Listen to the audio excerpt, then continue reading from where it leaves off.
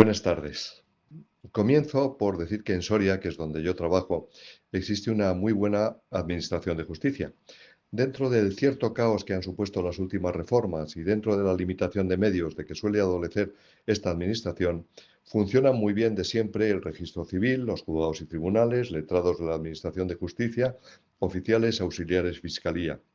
Otra cosa es que yo personalmente pueda estar de acuerdo o no con algunas sentencias que se dictan, pero yo no estoy hablando de eso, estoy hablando de funcionamiento en general.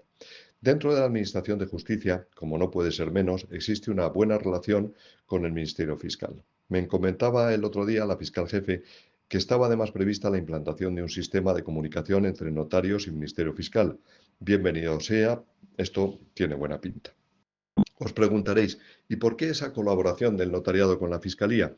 Pues es variada y depende de las circunstancias, pero suele tener por objeto dos campos, el de la comunicación a la Fiscalía de delitos o de circunstancias relevantes relativas al estado civil de las personas y el relativo a las personas que necesitan apoyo en su capacidad.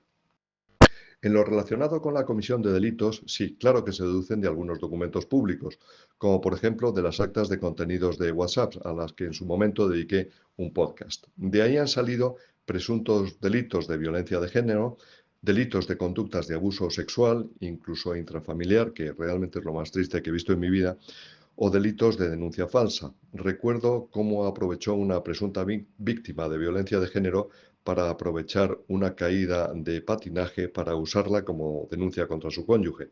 No sé cómo acabó aquello, pero lo cierto es que en todos estos casos, el mismo día, se expide copia autorizada del documento público y se remite a Fiscalía. También recuerdo haber remitido a la Fiscalía un acta de cuyo contenido se infería un necesario reconocimiento de filiación que parece que no era asumido en este caso por el padre. Pero es en lo relacionado con el difícil problema de la capacidad en el que existe y debe existir una mayor comunicación al respecto.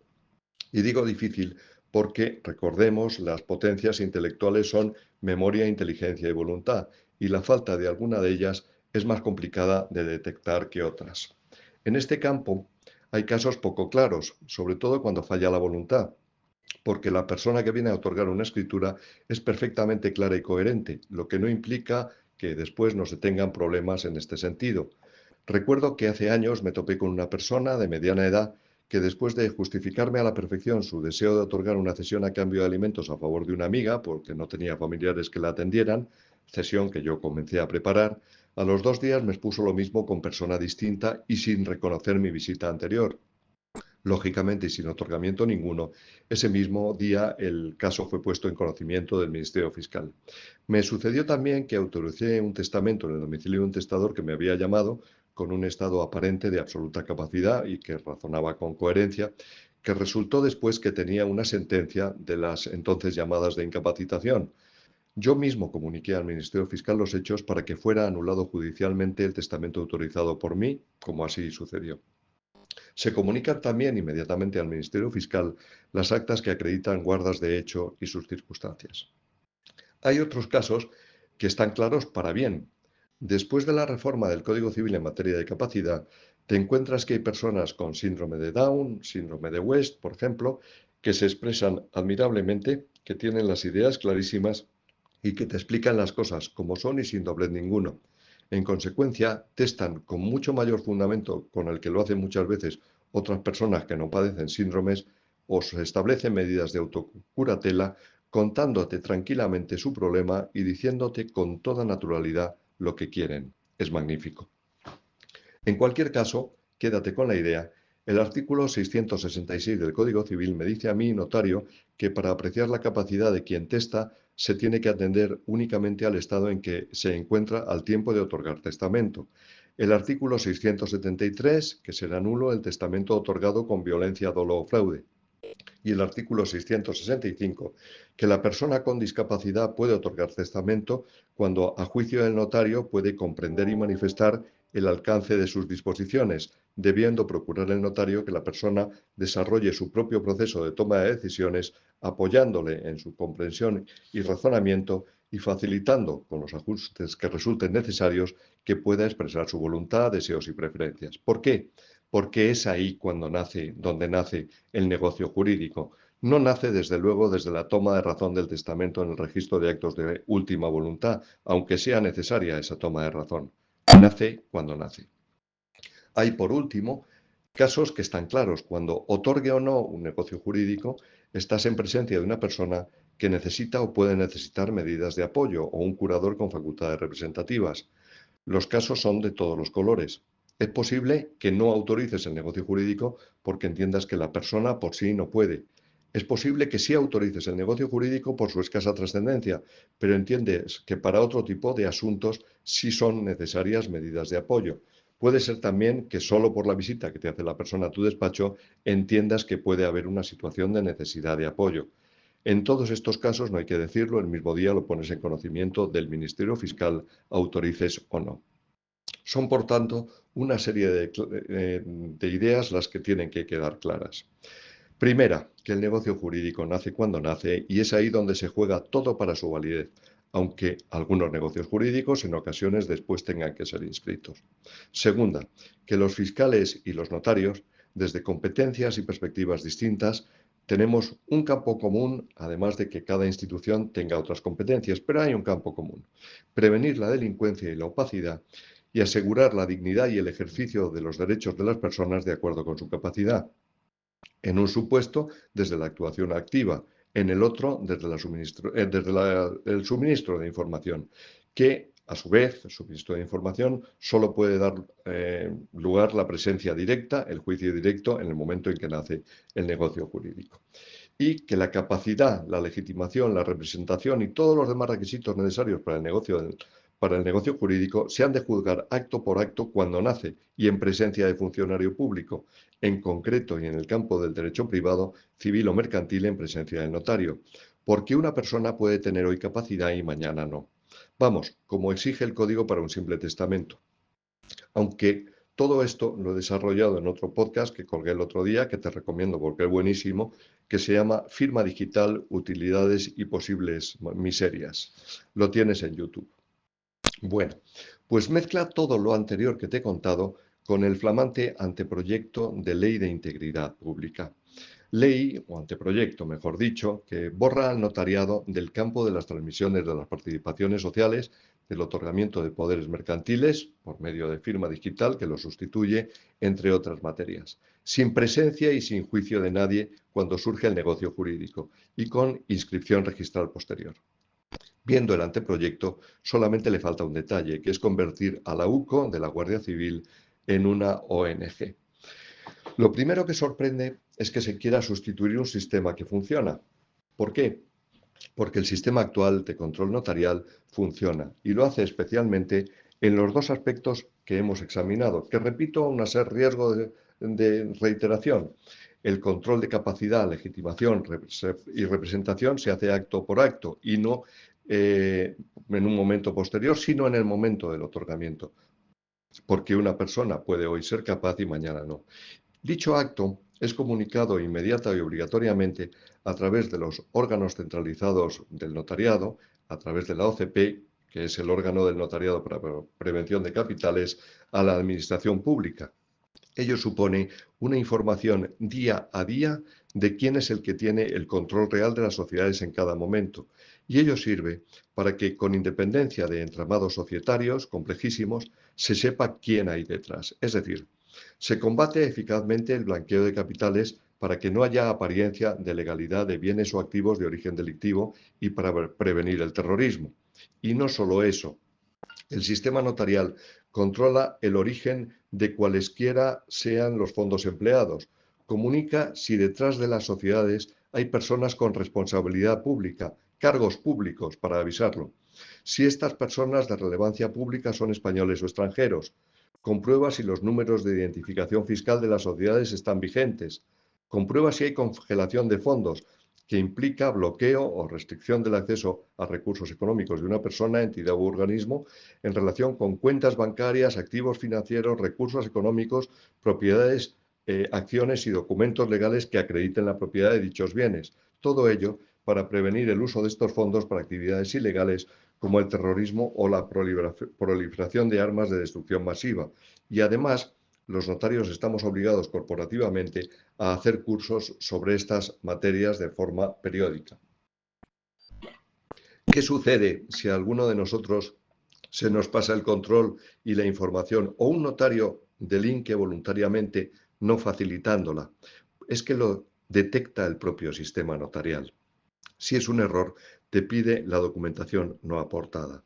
Si es un delito, lo comunica sin más a los cuerpos y fuerzas de seguridad del Estado en cooperación con el SEPBLAC. Además, todo el sistema, como en el caso de las transmisiones de participaciones sociales que nos inscriben en los registros mercantiles, compatibiliza este control de seguridad jurídica con la protección de datos de carácter personal, lo que a su vez contribuye también a la prevención de la delincuencia. Pues bien, ten en cuenta además lo siguiente, que el sistema de otorgamiento de actos y negocios jurídicos por videoconferencia notarial con firma digital funciona y aúna el control de legalidad que hemos visto en cada caso con la comodidad de la firma digital. Que el notariado, a través del índice único, es la segunda base de datos más importante de España, con todos los datos informatizados, organizados e interconectados y a disposición de la Administración Pública. Que este sistema de la Ley 11/2023, que funciona y que puede ser ampliado, pretende ser sustituido por otro en que ciertos actos y negocios jurídicos se otorgan con firma digital sin más y se sustituye el control notarial por uno posterior registral. ¿Qué consecuencia tiene esto? Bueno, pues que no existiría control ninguno en el uso legítimo de la firma digital, ni de quién está detrás, ni de si existe capacidad o no. Sería muy fácil no solo usar testaferros, sino utilizar miserablemente a personas con necesidad de apoyo, a personas con alguna incapacidad, para realizar entramados societarios. Que no existiría comunicación inmediata previo control a las administraciones públicas. Existiría una comunicación posterior, derivada de la inscripción en el registro, cuando a lo mejor todo hubiera cambiado, y no tan completa como la que se da con la legislación actual prácticamente a diario. Sería información inútil. Los delitos provenientes de blanqueo de capitales ya estarían cometidos. No sería información caso a caso y al momento, sería información formal, con posibilidad de amaños y es posterior y extemporánea. Por otra parte, no se reconocería la naturaleza verdadera de los actos y negocios jurídicos, que nacen cuando concurren consentimiento, objeto, causa y forma, no porque se reflejen después en un sitio u otro. Y por último, porque la protección de datos sufriría un retroceso completo. Ya sabes, el registro es público, la notaría no, salvo para las administraciones públicas. ¿Se quiere llevar este razonamiento de todo este sistema hasta el final? ¿Por qué en un testamento se exigen requisitos de presencia y de juicio de capacidad y de legitimación, entre otros, que se pretenden eliminar en negocios jurídicos mucho más complejos y de los que depende la seguridad jurídica, de la que a su vez depende toda la economía?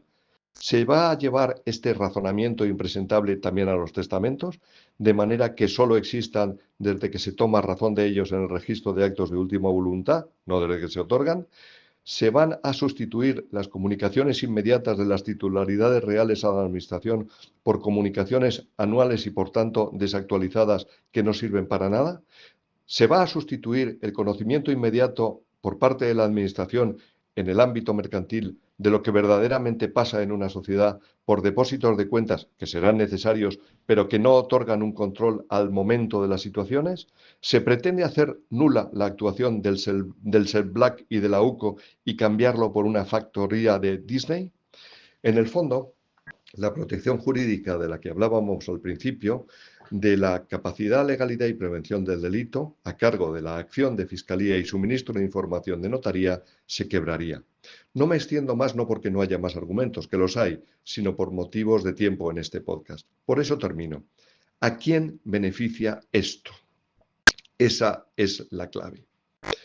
Hay que tener en cuenta que este anteproyecto surge cuando resulta que todo el país está sumergido en la corrupción. Cuando cada día se descubren, gracias al sistema notarial que existe, que personas de poder, partidos políticos y personas relacionadas con la política se nutren a base de sociedades opacas, a través de negocios mercantiles, a través de la utilización delincuente del derecho mercantil y del derecho societario. En un momento, además, desde la Ley 8/2021, que es muchísimo más complejo y ha de estar más sujeto a control, todo relativo a capacidad de las personas. En un momento, en fin, en que la firma digital sirve en la práctica para aquello para lo que nunca hubiera tenido que servir. Pues bien, este anteproyecto beneficia a aquellos sectores de los partidos políticos, sin distinción de ideologías, que pretendan personal o institucionalmente nutrirse con financiación ilegal.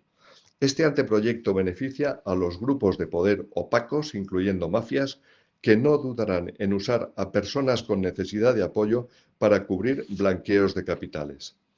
Este anteproyecto beneficia, eso sí, a determinada corporación muy próxima siempre al poder y que siempre juega al gato pardo, que en régimen de falta de competencia y en régimen de rentas de monopolio sale económicamente beneficiada. ¿O no os dais cuenta de que, con independencia de teóricas diferencias políticas, Mariano y Beatriz, Beatriz y Mariano comparten el mismo estatus? ¿Os voy a tener que explicar a estas alturas lo que es la metapolítica? Nadie puede defender esto. Ningún grupo parlamentario puede votar a favor de esto. Va en contra de todos. Ningún jurista serio puede defender esto, y menos si forma parte del Ministerio Fiscal. Soy José Manuel Benítez, notario de Soria.